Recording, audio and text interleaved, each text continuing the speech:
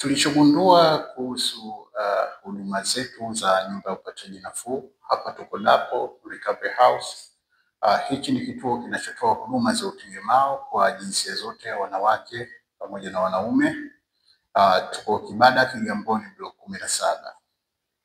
Sasa najaribu kuweza kuzungumzia tulichokigundua ni kwamba watu wengi hawana uelewa wa kutosha juu ya hizi nyumba za upataji nafuu.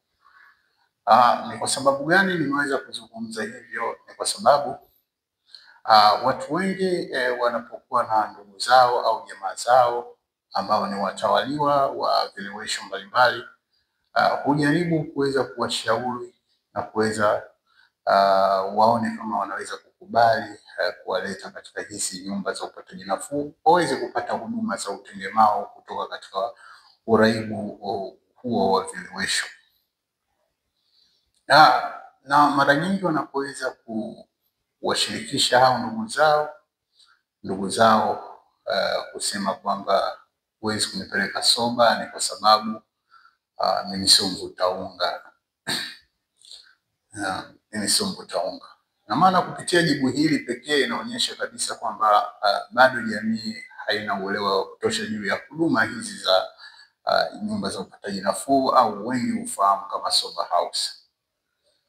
Sober house inadili na addiction ya vilewesho mbalimbali.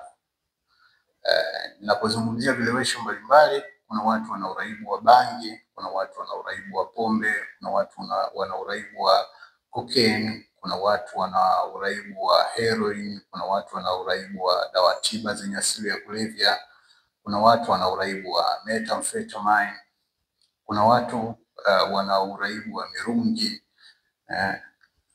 Wote hawa ni waraibu.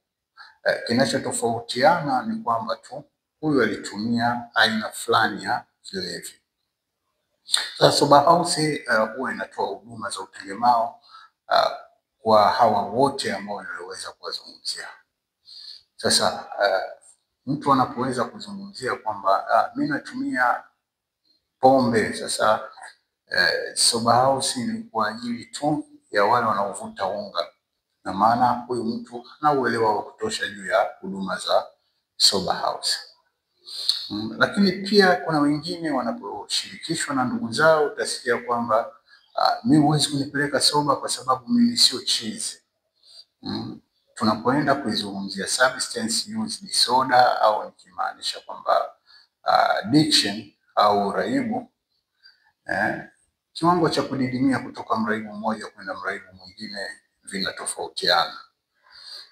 Kuna wengine ambao wana addiction peke yake, lakini kuna wengine ambao addiction yafu imeenda kutengeneza ugonjwa wake. Sober house inaweza kumpokea yeyote, haijalishi amedidimia katika kiwango gani. Na kama itakuwa ni kiwango kikubwa ambao moja kwa moja inahitaji medical treatment, yani matibabu ya kihospitali zaidi, sober house inachofanya ni kuweza kumlinki katika huduma za afya. Kama ilivyo kwa wale ambao ni alcoholic, unakuta wanapata magonjwa kama ugonjwa wa ini, wanapata ugonjwa wa figo. Sober huwa inachokifanya ni kuweza kumpokea mgonjwa alafu inamuunganisha na huduma za afya, anaweza kuweza kufanya matibabu ya magonjwa mengine. Ni hivyo hivyo kwa wale wenye homa ya ini B pamoja na C, kwa wale wenye HIV na magonjwa mengine ambayo yana mahusiano na uraibu. Sober house inachokifanya ni kuweza kumuunganisha mgonjwa na huduma za afya, huku sober house ikiwa inaendelea na matibabu yake ya kisaikolojia.